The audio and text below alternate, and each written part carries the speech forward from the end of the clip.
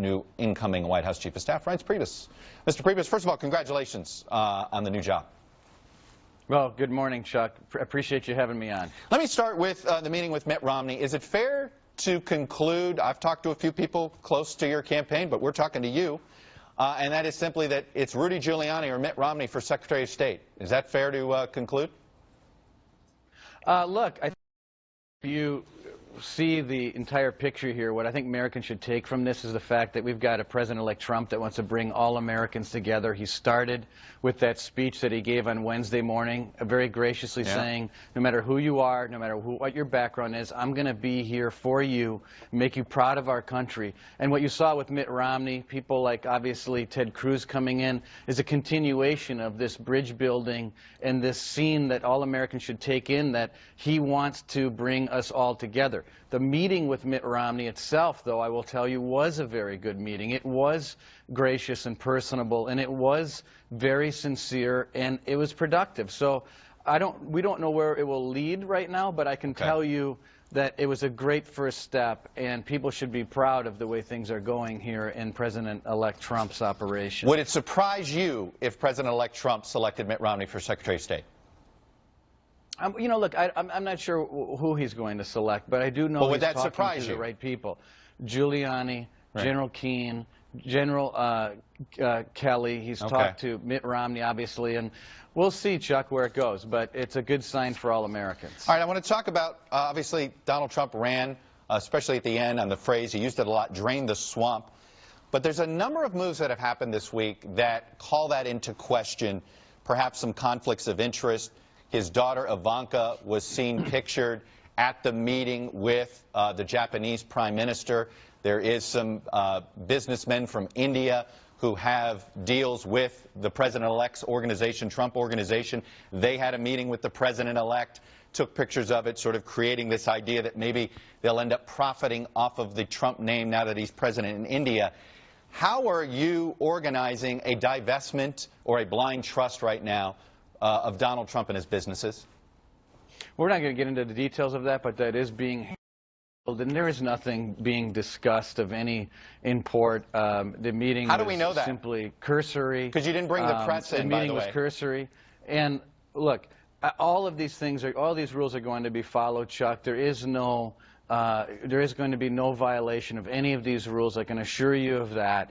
And as we move forward, those matters are going to be more clearly spelled out, and you're going to be aware of it. But look, the one person I can tell you that makes these decisions is Donald Trump. Families historically have been involved with their fathers in administrations. And I can assure you, though, what you're seeing Donald Trump do right now is bring the best and the brightest together to make the best decisions for America, for all Americans, no matter who you are. But at the end of the day, how does he prove that he does not plan to use the presidency to profit? There have been reports that the Trump Hotel in Washington, D.C., that ambassadors were encouraged to bring their visiting delegations and have them stay at the Trump Hotel in Washington, D.C. Is that true? No, it's not true at all, Chuck. And I think what we have here is it's truly a unique situation where you have an international business person that has done incredibly well in life, that is now going to work toward focusing 24/7 on being President of the United States and setting up a system, a legal system, to shield himself from any and all conflicts. That's what we're doing. That's what people are going to see. And in the coming days and weeks, the American people will see that. The Wall Street Journal is recommending the following. The Trump family political business, Wall Street Journal, no member of the liberal media, at least their editorial page. The political damage to a new administration could be extensive, they write. If Mr. Trump doesn't liquidate, he will be accused of a pecuniary motive any time he takes a policy position. They essentially believe it's untenable for Trump or his kids to have any control over the Trump Organization while he's president. Does the president-elect share that view? Look, we're looking at this right now, Chuck, as well, and like I said before, we're going to make sure that no matter what decisions are made, that they're going to be run through counsel. And as you know, there's a White House counsel's office that will be there, that will be issuing opinions, and these matters will all be dealt with. They'll all be dealt with accordingly.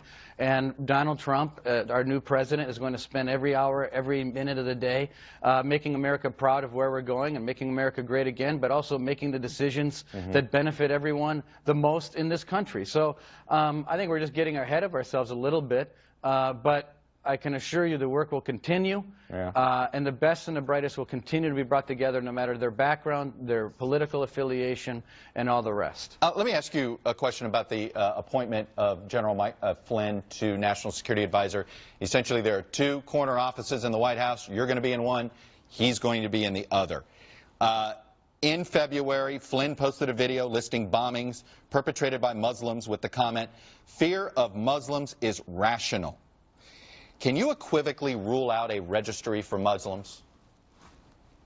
Look, I'm not going to rule out anything, but I wouldn't.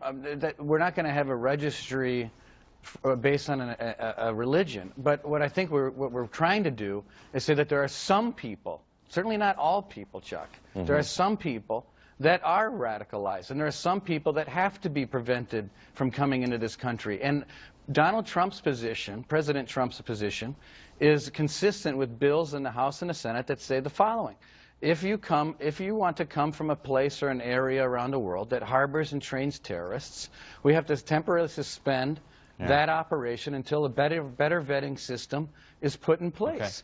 And when that happens, when a better vetting system is put in place, then those radical folks or excuse me, they'll not be allowed in, but then others will be allowed in, but only until that is done. But that's what General Michael Flynn believes, and that's what President Trump believes. Does President-elect Trump agree with General Flynn that fear of Muslims is rational?